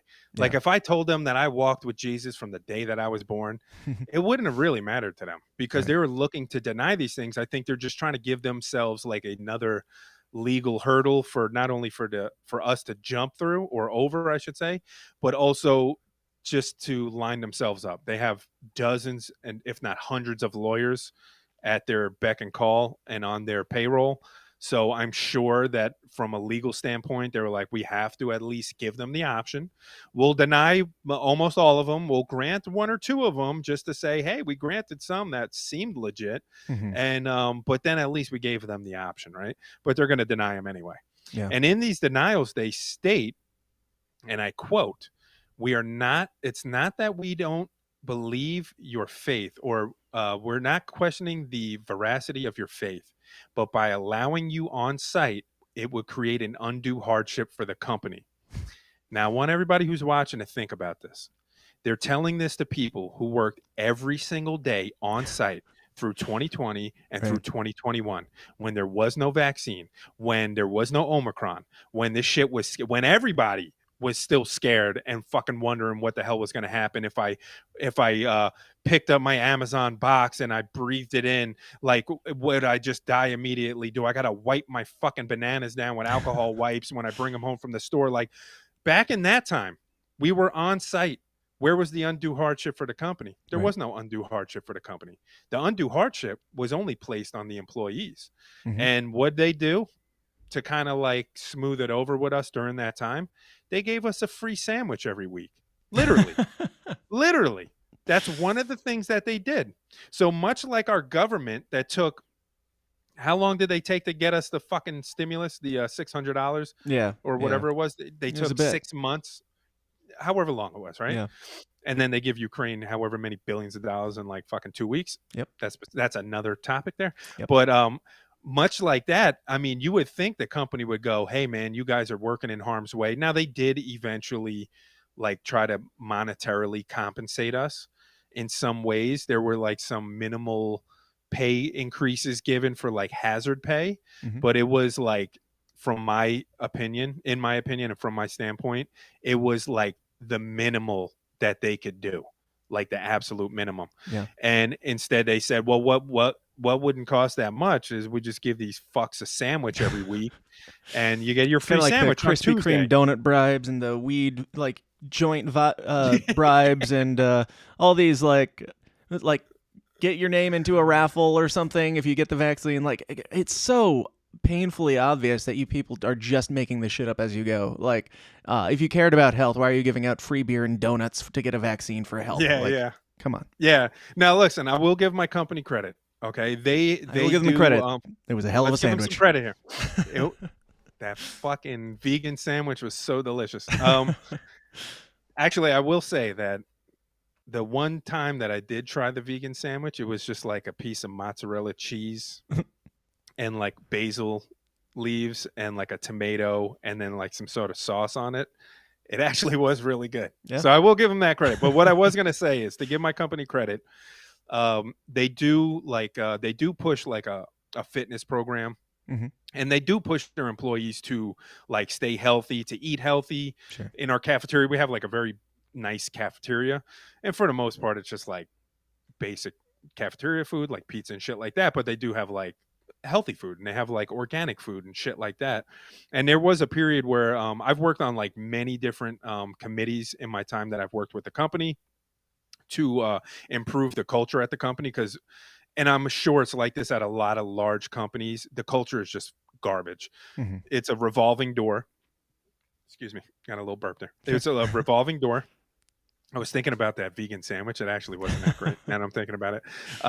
And so like people kind of hated working there. And I think the main reason was like, if you work in the Poconos, yeah, it's probably one of the best paying jobs you can get. But if you went and just drove to Philly and worked for Merck, you would make twice as much money doing the same exact thing. And for a long time, people didn't want to drive to go and get that money. But then after a little while, especially in my time there, starting in 2009 and like 2014, 2015, people started going like, I don't give a shit, I'll drive because you guys are like treating me like I'm just a number. And I'd rather drive 2 hours or an hour and a half and make twice as much money. Like, yeah. and I'll just do that for as long as I have to.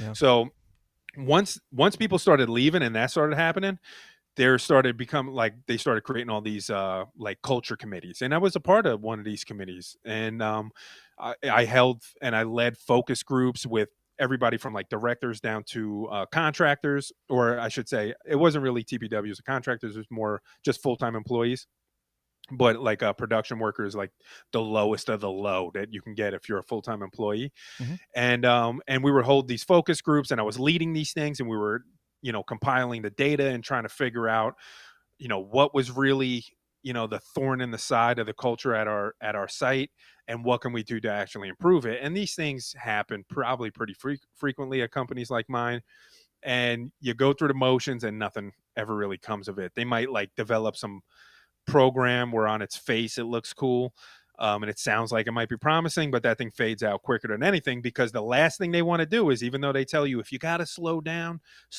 production just to get it right, if you start slowing down production, those like committees and extra things, those things go out the fucking window, man. We don't have time for those things anymore. Like all these things we're doing at the shift meeting and the boards, those things just go out the window. Yeah. So I was a part of these things, and like I was highly invested in creating a better culture at my company. And I don't know how I got to this fucking point. I'm going to do this very, very frequently the longer this conversation goes on. What the hell were we talking about, man? I don't know. Let's talk about Jesus, man. Let's talk about Jesus. Yeah. So they're denying the religious exemptions, man. Yeah. That's really where this whole thing started, and they're saying the undue hardship, right? So that's actually where it started, and then we got off course here. I'm very sorry for anybody listening. You're gonna have to deal with my ADD. Shiny Mine things, too. especially the chats up here. If I start glimpsing, it's over. It's absolutely over. Yeah. I did want to talk about the faith stuff for sure. We can spend a little bit of time on that, because I can tell, like, I listened to you on Clint and on Josh's shows, and I can tell it's real important to you, and I think that's awesome. So if you want to get into that, we can wrap on that and move over and talk about some Kokesh in the after party. But yeah. When do you want to start wrapping up the public forum here? Because I'll talk forever, dude. Yeah. There's some. Let me just do a couple more like points before we go into the real fun shit. Go for it. Some things that I think are important to point out, especially if anybody from my company who is like imposing this mandate might be watching, because like you tagged them on Twitter. I've been tagging them like every day on Twitter. I've been very open about this. At this point, I've been saying like, what are you going to do? Fire me harder? Like you're going to fire me twice? Like, what are you going to do? You're already pulling my career out from under me, and not and unrightfully so. So some things that I do want to point out is and I'll just kind of reiterate some of the things that I did say. Sure. They if this is about safety and about ensuring the health and the safety of the workers, then why isn't it being rolled out in a consistent manner across all the sites and all the departments? And it just isn't. Why aren't our questions about what this undue hardship is, why aren't those being answered? And we fully expect an answer, like fully expect it. And we've been demanding answers, and we're just getting completely ignored on it. Or you get the cookie cutter response of, well, the CDC and this, and we just feel like it's the right course of action. That's what Carol's been saying lately. Sanofi feels like this is the right, just a feeling we had. You know what I think it comes down to? It's more of like a PR thing. It's like, well, we're a vaccine company who we're about to hopefully release a COVID vaccine. Right. And if all our employees aren't vaccinated for it, then how can we really push it? Sure. Well, that doesn't even make sense, because not all your employees, myself included, are vaccinated for any of the other things: yellow fever, meningitis, C. diff, like influenza, like none of these things. And it's never been a thorn or a stain on the PR of the company ever, because I have been completely invested in the success of the company, and I've been completely invested in the mission of creating and making available safe and effective vaccines. I've done numerous video projects in the company. Mm-hmm.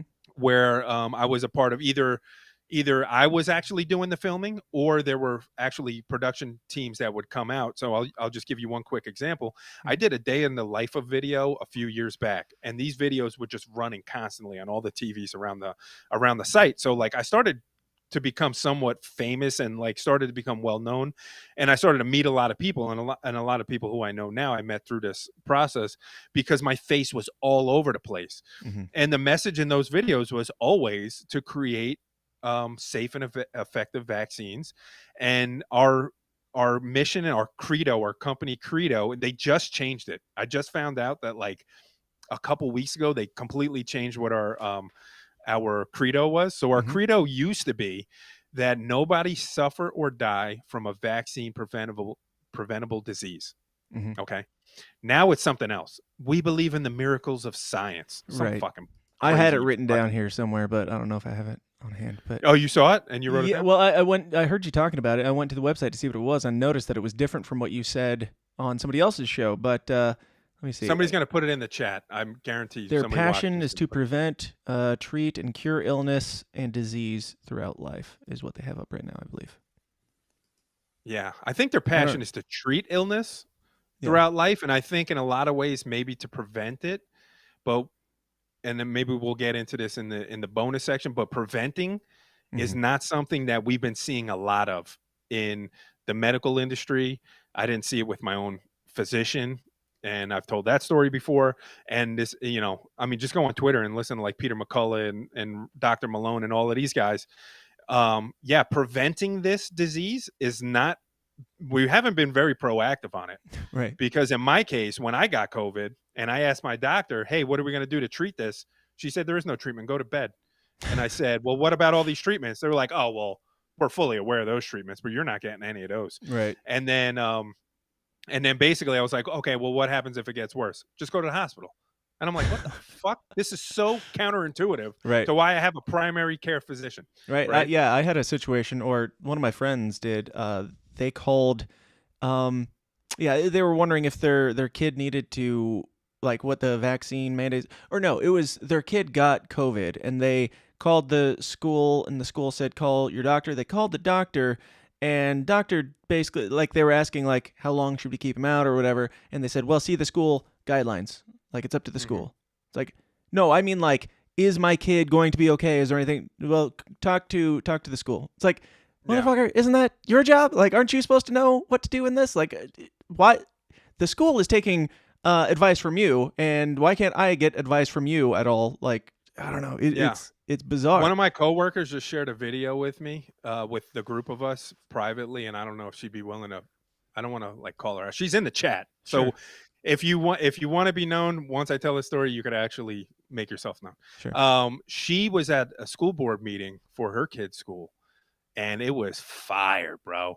She's very, very intelligent. She's very good with compiling data. I mean, she's been working at this company with me for the same amount of time that I've been working there.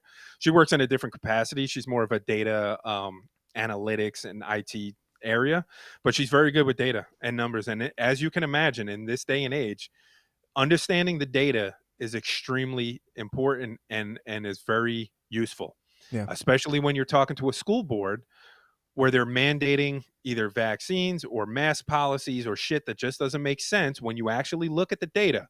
So she's going through the data, and she's very clear and speaks very well about this, and she's showing them. She's like, and it's right here in this document, you know? And then she goes to the next point. It's right here in this document. And she didn't say anything yet. And it's right here in this document. And then she gets to the end, and everybody's fucking clapping and cheering like you would imagine. And the fuck on the school board goes, hey, would you be willing to share that information with us? And like, without skipping a beat, she goes, I got one more question for you. Well, you don't do your own research? And then she just basically took her shit and she left. She took her ball and she went home. Yeah. And it's just like, you make a good point, man. For these school boards and for these companies and companies. I keep saying countries, but countries too, man. Companies and countries are basically interchangeable at this fucking point. Yeah. They're all just corporations. And, you know, for them to put these things in place, and doctors specifically, and in my case, my old primary care physician, they are like 100% mandating and fully on board with vaccinating everybody from the womb to the tomb. And then when you start questioning them and showing them data, they go, hey, can you share that information with us? Well, you're the one that's imposing these policies. Right. why don't you have this data already? Because I want to assume that you're the authority on this since you're the one imposing the fucking policy. Yep. And then come to find out when I push back, you're only playing with a half a deck of cards At best. and at best, yeah, and you only have half of the information at best. So, and this happened with my doctor when I went to her for a physical last year. We started talking about the vaccine and how it's been so politicized, and like we had a fucking awesome conversation. It was in that conversation that I said, because I had another primary before her, but this guy was so hands off, which when you're going for a physical and your doctor's a guy, you kind of want them to be hands off in a lot of ways. Sure. But this guy was like, all right, see you in 2 years. Like he didn't really give a shit about me or my health or anything. Now I'm in good health, so maybe that's why. But when I had this conversation with her, even though I didn't really agree with her position, I was like, is it all right if you become my primary? Because I'm just very ecstatic with your willingness to have this conversation. Right. And like, I feel like I'm learning something and you're learning something. But she was like 100% everybody should get vaccinated across the board. And she said a couple things to me in that conversation. She said, one, I feel like the people who are against the vaccine aren't as educated as they believe they are. And I'm like, I believe you're correct. Yeah. I'm like, for the most part, that is true. People are reading headlines, or it's just been so politicized that they're just, my team says no, so it's a no, right? Yeah. Even though for like even a lot of Trump people, like Trump is all for the vaccine. He created the fucking project. He kept Fauci on when he could have fired him. And then he was even pushing the fucking thing. Yeah, I got my booster. Did you get your booster? Yeah, I got my booster. You get your booster? Yeah. And then everybody's like booing him at his fucking rallies. And now he's just like changed his tune a little bit. Well, I don't want to force you to get it, but I think it's a good thing, because he still wants to take credit for it. Right. But my doctor was like all for it. So I said, yeah, but what about the people who want to get the vaccine that come to see you who don't like it goes both ways? And she goes, you know what? I never thought about it, but you're probably one of my only patients who asked me anything about it. She's like, everybody who comes in to get the vaccine just puts their arm out and they get it. Yep. And I'm like, you don't think that's already a problem? sold? Yeah. And then I start questioning her about the natural immunity studies that are coming out of Israel and all these other places at the time. Large studies, very important studies if you want to be an advocate for this. And she goes, well, I've never heard of them. And I said, this is why people don't trust their doctors anymore, and the medical industry, and people who want vaccines are becoming anti-vaxxers. This is exactly why, because you're the authority. You are just on board 100%, but you only have half the information, like you say, at best. Yeah. So how the hell am I supposed to trust you? I came in here trusting the shit out of you, and now I feel like I don't know if I should trust your authority on this. And she promised me she would go home and look at the studies and all this shit. Now, she probably didn't.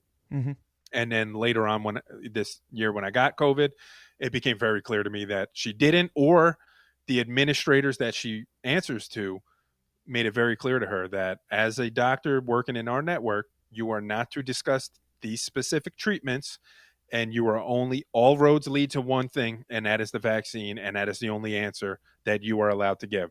So either she has turned on her own principles and she's looking the other way in that regard, or she just never looked at any of this information and she's just oblivious to the truth and the reality, Yeah. So I think that's probably enough of me rambling. No, it's great, man. I really appreciate it. And yeah, again, I go give a bit on the faith stuff, because I do think that does play an important role in this. After you denied doing the religious exemption out of your own moral principle, but then now you're like, yeah, maybe that makes sense. How did that all come about? Give me the abridged version.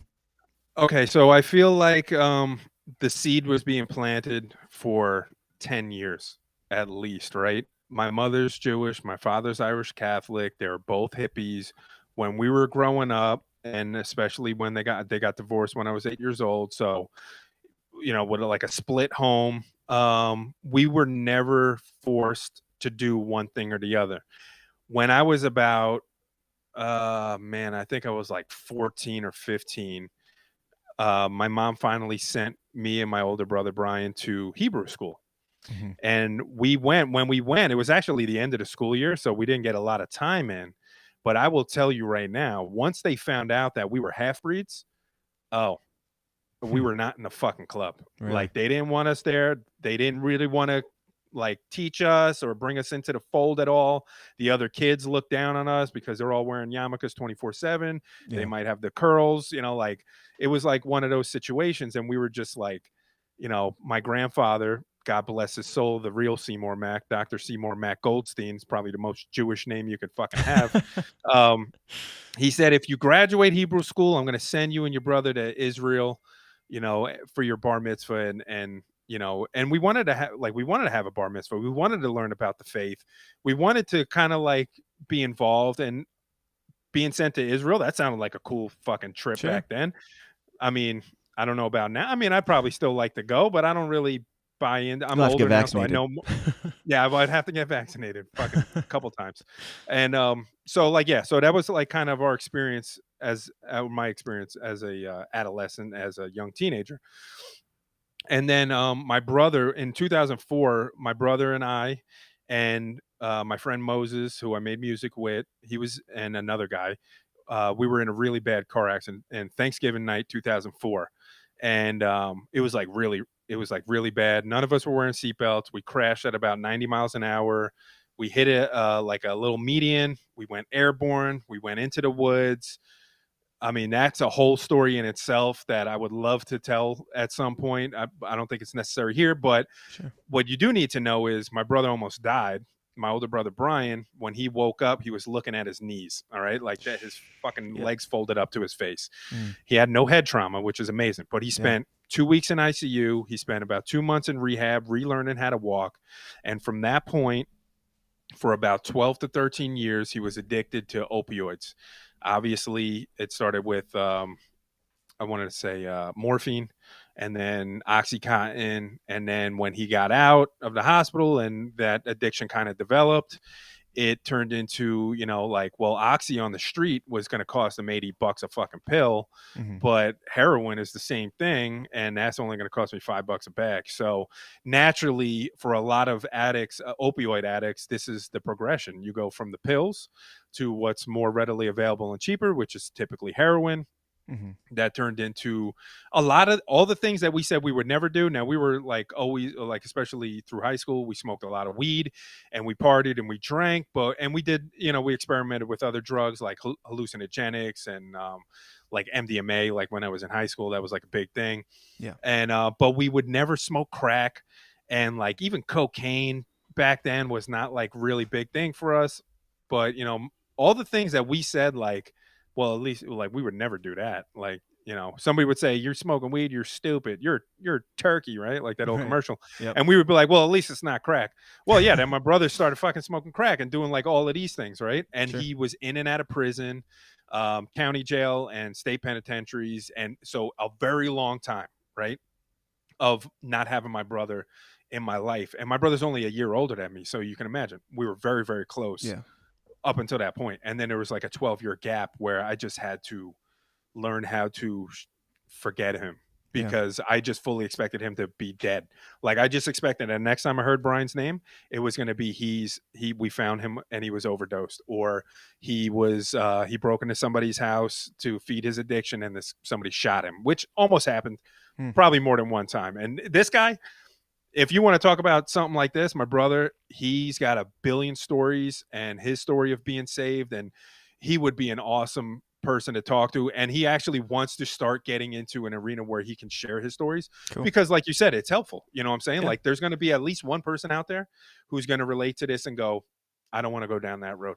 Right. So because of all of those things in that car accident, that led to a lot of addiction issues, that led to all of these things, right? I saw my brother get saved. Now he went to, mind you, our mother's Jewish. He converted to a Muslim while he was in jail one time. First it started with, I think it was Christianity, but maybe not the right form or the right people in his life, Sure. or maybe Catholicism even. Then he converted to a Muslim. Then he found his way back, which is very strange. But I said, listen, Got the if it's trifecta there, huh? he's got the trifecta of grew faith, up man. in a Jewish home to some extent. Turned Christian, turned Muslim, turned Christian. Nice. Look, he was reading the book and he saw all the names. He was like, I got to try them all at least once. Sure. Yeah, So, I respect that. And I was just like, listen, I don't necessarily agree with, especially every religion has extremism. And I think when it comes to the Muslim faith, that's what most people see is the extreme nature of it. And I think even some of maybe the not so public extreme things, like I don't necessarily agree with a lot of that faith, but I was willing to say, hey, man, that's fine with me. I'll learn even more about it if it's going to keep you sober and keep you alive. Like I was completely okay with it. Well, he found his way back to Christianity, and I saw this man get saved. And I started thinking to myself when I started going through this process of last November, putting on this big front of I'm going to be fine. Nothing's going to happen to me. I'll just go get another job. I don't give a shit. I thought I was too much of a man to fall into anxiety and depression and deal with any stress, because I typically am the type of person who doesn't stress out about a lot of shit. I kind of let shit roll off of my back and whatever. Um, but in January, when I realized the company was just going to go through with this, I fell into a very deep depression, and it's something I'm still struggling with now, even today. Yeah. And a lot of stress and anxiety. You know, as this thing goes on, I think until it's just completely done, that anxiety is just going to live in me until I could completely move past it. But the depression thing is something to not be taken lightly. And I had a friend who I worked with who was only 25 years old, committed suicide. Nigel Irvin, and I love this guy, and he was such a great guy, and he has a kid the same age as my kid, and we were planning for the future. And then that next Sunday he shot himself in the head and he killed himself. And when you go through something like that, Yeah. and our group of friends and coworkers who were like immediate friends with Nigel, we all promised each other like, hey, we're going to keep a very close eye on each other, and also like that is never going to be an option, and that is not an option for me, and not for the Clintons' sake, but I will never commit suicide. I don't think Yeah. I'm saying anything that I would get Hillaried, but you know, it's just not an option for me. I got a son, I got a wife, I got a family that I love, and I just know that there's just much more to live for. But, you know, still, you deal with these, you fall in these depressions, and it's something that if you're not able to recognize, it's something that could take over your heart and your soul and your mind, and it could lead to something like that in the worst case scenario. And so when in January, when I realized this was happening, um my wife started catching me staring into the fucking abyss like many times within a week, and she goes, you know, I'm kind of worried about you. So I said, you know what, I'm going to do something that I completely never wanted to do before. I'm going to go talk to a therapist. Yeah. Started seeing a therapist on a weekly basis, and then by the end of January I was like, you know what, I'm in the same exact spot. I'm talking to this guy. I feel like I'm trying to work things out, and it's just not getting better. And then I decided to go on short-term leave, which I'm still on short-term leave, but they've denied my extension since then. So right now I'm kind of like in a limbo. I'm supposed to find out on Wednesday or Thursday if they're going to deny my appeal, and they're probably going to deny it. And especially since I'm doing shit like this, Yeah. I mean, they're going to want to deny it because I'm speaking out against them. But I want to make it very clear that I'm still dealing with these fucking issues. And so like when I started thinking about what was really going to help me get out of this darkness, I thought about Brian.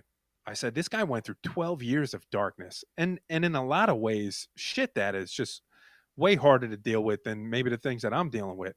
And I thought about my friend John, you know, who was another one who's planting seeds in my mind for a long time, and some of the dark shit that he had to go through. And the only thing that got these two guys through it was giving themselves to Jesus Christ and having faith. And I said, you know what? And I was already at this point, you know, I do the typical cop out as you're getting older. So I'm not religious, but I'm spiritual. Sure. I've been saying that for 5 years, you know. Sure. In the last maybe year or two, I've actually been on a maybe not so frequent basis, but like talking to God and praying a little bit, and certainly talking to Moses and John and my brother about the Bible, and just like picking their brain a little bit, trying to learn a little bit more. And I realized that there's no way that me personally, I'm going to pick myself up out of this darkness on my own, because I've been lying to myself, and I've been trying to do it on my own and with the help of like a therapist and taking time off of work and hoping that all of those things would fix it. And it wasn't until I decided, you know what, I'm going to go all in. I'm going to give myself to Jesus Christ and to God, and to understanding what that's all about. So that started not even that long ago, man. I was saved at the beginning of March, let's say. And I made a lot of changes in my life right around that time because it was clear to me I had a lot of things to change. Yeah. Um, one of them was I've had a functioning weed addiction. Mhm. And it sounds stupid because I look at my brother who has some real addictions. Yeah. But there's a lot of people out there dealing with marijuana addictions who are functioning. Yeah. And it's like you lie to yourself because I could smoke this whole bag right now and it's never going to kill me. I'll Mhm. just go to sleep. At the very worst, I'll miss my favorite TV show. And so you lie to yourself. And I think that creates a cycle, a more acceptable cycle of people who are struggling with it. And now, mind you, if it brings you benefits and you don't have any of these negative impacts, Yeah. I feel like then I'm all for it. You should keep going. I good. just Thank recognize you. I just recognize that we're about to go somewhere there. We're about to go. you're to a about to, dark place, oh, but the no, we're feed good. just ended. I think we lost them. Sorry. Got a lot of libertarians in here. They were like, choose your next words wisely, brother. I've been smoking weed since I was 15 years old. I'm 38 now. There have been times where I've stopped smoking. When my wife was pregnant, I stopped smoking for 10 months while she was pregnant because she couldn't smoke. So it was like, Sure. well, it wasn't really fair, Mhm. But and then I've basically smoked throughout my entire career at Sanofi, and I've been very successful there. So and a lot of them smoke, man. Even these directors and deputy director Sure. level people, man, a lot of them are pot smokers, and they're just like nightly joint smokers and shit like that. Mhm. But like once I started going through this depression, oh, you better believe I started leaning on that a Right. lot more Mhm. and lying to myself that it was going to be the answer and the way out to cope with it. Now, it may have been bringing me some immediate coping abilities, mainly just like a distraction. But it certainly, I realized, because when you're smoking, like when your wife's at school, your son's at school, and you got an ounce of weed and you smoke 5 blunts a day, Yeah, that's a bit much. that's a fucking problem, man. Yeah, it's a bit You know much what I'm there. saying? Yeah. Mhm. That's a problem, right? And like it's not a Snoop Dogg problem, but it's a correlation there, man. Like it definitely is. So I realized like this is not going to be healthy for me. And since Yeah. I'm being forced out of my career, where I've been able to have like a healthy addiction to this shit, and it wasn't 5 blunts a day, mind you, Yeah. it was more of just like a weekend or a nightly thing. I just recognized like I need to make some major changes. And one of those changes just for me personally was smoking 5 blunts to the face. And then mind you, I would smoke a blunt to the face, like straight through. Mhm. And then within the hour go, I feel like I want to smoke again. Mm. So it wasn't even bringing me any kind of relief or satisfaction. It was Right. really just filling my time and distracting me from my thought process. And that is a benefit. But when it's also not helping you like think about what your next chapter is going to be. Yeah. And like, mind you, if anybody from like, I'm definitely getting this goddamn leave of absence extension denied now. If any of them are fucking watching this, for sure. Hopefully they're not going to see this until after they give me the approval, but we'll see what the fuck happens. But it's just one of these things, man. It's just like, I feel like it's important to talk about. And I haven't talked about this publicly to anybody. Sure. In my 12 years of working at this company, I've done a very good job of keeping my social media life and my activities outside of work and my professional life very separate. I don't use my real name online. It's always been some sort of stage name or pseudonym. It recently has become Seymour Mac. So I've been very successful, but like now I feel like, well, who really gives a shit? And if anybody watching is going to gain a benefit from this, I want to help. Like that's the main reason why I'm speaking out. I want to help people. So I realized that, like this wasn't going to help. So I made that major change, which was not an easy change. And I've been completely sober now for since then. So for over a month, which may not, for a lot of people may not seem like a lot, but I tried quitting for the last year. Yeah. And every time I would finish my bag, it would take me 12 hours and I was already buying another one. So It's the last addiction one. is It's real. always the last one, isn't it? Well, it was also like, well, why would I quit? I got a Sure. great paying job. Like I'm able to do my job at a high degree. Like it's not affecting me in that fashion. Like fuck it. And I also wasn't smoking that much. So, so then, so yeah, I made that change. But then the most vital change that I feel like I made for myself was this change in faith that I have. and really putting my my faith and my trust and kind of hoping that it would work out in my benefit and that there was truth to these things that I was seeing and hearing as Mhm. far as becoming a Christian and giving yourself to Jesus Christ. And I could tell you right now that I had the Holy Spirit experience. Like, I had it, man. And I always thought that was complete bogus Sure. nonsense. And so like I'll try to wrap this up a little bit because I know it's a very you said give me the footnotes and I gave you the 3 fucking books and the novel. It's all good. My brother recently, my older brother Brian recently got married.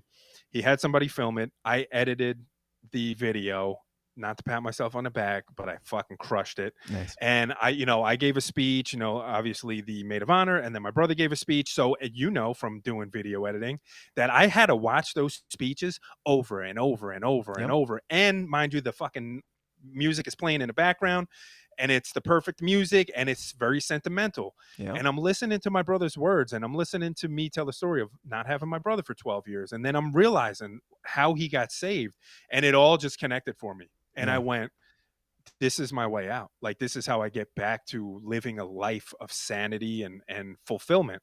Mhm. So I did that. I recently started going to church. I went to church with my brother who lives in Jersey.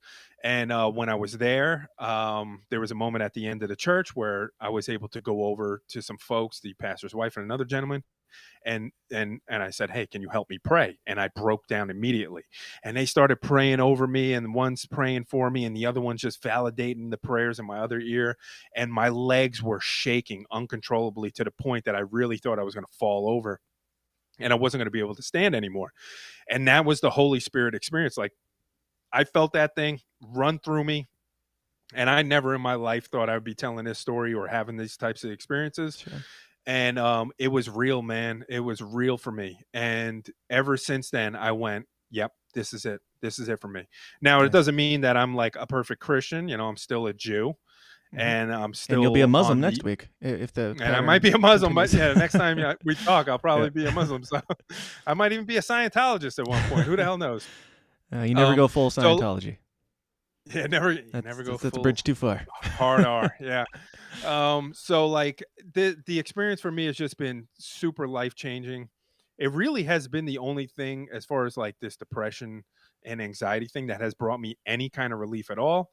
But again, I think until this job thing has run its course or until they go, never mind, we were just kidding, you can keep your job. Yeah. I think that's just going to fester in me until I'm able to finally just move on completely. But like that's kind of my story of getting saved. And I used to think it was nonsense, man. I used to think it was bullshit. And for me, it hasn't been. It's been really amazing to meet the people that I've met through having this faith and to reconnect with friends who maybe I haven't talked to in a long time, who have seen me tell this story and share my experience a little bit and go, like, I saw it in you 10 years ago, man, but I just didn't want to push, and that's probably the worst thing you could do is try to push it onto somebody. Yeah. I think the best thing you could do is just live your experience Yep. and then share your testimonial. And then the people who are ready or who want to see it and feel it, they're gonna come over to it and they're gonna start asking questions. And that's kind of what happened with me and what I did. So, but forcing it on anybody, much like a mandate, I don't like that. So anybody who was like forcing the Bible on me in the past or saying, no, this is the only religion or this is the only way, you better believe I was walking away like immediately. Like, nah, you're a crazy person. Right. Yeah. And there's a lot there that my listeners know I could rant on that particular topic for another 5 hours, but we're already about 48 minutes over our anticipated hour time for this interview. Sorry. No, it's good. It's great. No, it's awesome. And I am looking forward to doing this in the after party. And I do want to talk to you about some things that we might be able to do in the future. So why don't we go ahead and wrap up there, and we'll carry this over to the patrons and all that in the after party at patreon.com/thesystemsdown. And we're going to talk about some Kokesh v. Scott Horton and some other fun things. But tell everybody before we do that where they can find you, where they can find, is there any way that they can help out, or, what? All the things. What? Tell people the things. Yes. Yeah, so I'm passionate about video production and editing. That's where I'm trying to transition in full time. I started my business 2 years ago at the beginning of the pandemic, so ill timing. but that's what I'm trying to transition into full time. I really, if my career in this industry is coming to an end, I really don't want to stay in the industry, although it would probably be a lot easier. So if anybody wants to help me out, you could visit me on any of my social media. It's either going to be at Seymour Mac or _ Seymour Mac, or you could visit me at SeymourMac.com. And I do video production of all sorts, everything from like weddings to business commercials to testimonials to whatever. I mean, anything that you might need. I could be your guy, and I'm really passionate about it. So I'm just trying to get better each and every day. Each project that I do, I'm trying to get better, and I'm hoping at some point to reach Dan Smott's Kaufman campaign video level, because the magic when you watch a video like that, which is why I'm really passionate about this, because when you put something together like that and then somebody sees it and immediately it resonates and it hooks them in, that's what it's about. That's what it's about right there. And what a lot of my focus is, or what I want my focus to be on, like obviously I got to keep the lights on, but is I want to be helpful with my video production. So I'll just give, and if anybody really wants to help, you could do this. You can go to my YouTube page, Seymour Mac, or the video is everywhere, all my social media pretty much. I just recently did a project called Keep Fighting with my friend Nigel, who committed suicide. His older brother, Jay, he's a professional boxer. And basically we did a short story about Jay struggling with losing his brother to suicide and fighting through those obstacles and that pain. And the project is just a passion project that we work together on. And really its main purpose and only purpose is to help anybody who may be struggling with something like Nigel was struggling with. And we want to stop them before they do the irreversible, right? So it's really a suicide prevention awareness video. And if anybody wants to help, just share that video everywhere that you possibly can, because that's really what I want my work to be about. I want it to be helpful, and I want to save lives. I want to save people in any way that I can. It may not always be possible, but that's kind of how people can help me. So I appreciate anybody who helps out with that, and I thank you for the opportunity to actually share that with your audience. Absolutely. Yeah, thanks for being here, man. And for those that go support, go follow this man. We're going to get him up to Dan Smott's level videos, and frankly, dude, we need more of me, like, not to brag or anything. We do, like, I have people asking me for campaign ads and stuff, and I'm like, I'm pretty loaded down here. So yeah, we'll talk more in the after party and stuff. But check him out at SeymourMac.com. something SeyMour SeyMourMac.com. Got it. All right, cool. All right, guys. That's a good try. Yeah, thanks for being here, man. And stick around. We'll jump over into that after party and keep the party going. So I'm taking my jacket off for the after party. Awesome. To everybody, thank you for tuning in for this very special bonus episode in the early midweek. And stick around. We're gonna go talk about some spicy libertarian shit over in the after party. Probably, I don't know. Maybe we'll talk conspiracy theories. Maybe we'll talk some I don't know, more faith stuff.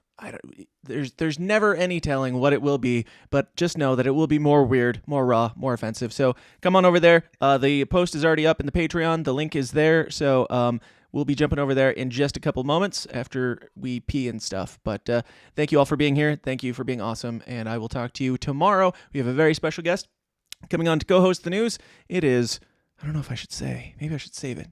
It's Carlin. I'm not going to say the last name. You know who she is, and you love her. And she's coming tomorrow. So tune in tomorrow, 2 p.m. Corn time, right here. We'll be doing this again. Until then, question everything, stay uncomfortable, be awesome, and we'll talk to you tomorrow. Bye. Hey guys, thanks for watching. Be sure to like and subscribe on your way out and help us change the world one uncomfortable conversation at a time. And if you like what you hear and you want to hear more, go join the Downers Club at patreon.com/thesystemsdown for bonus episodes of the show every single week. Until next time, please continue to question everything, stay uncomfortable, and I'll talk to you then. Thanks.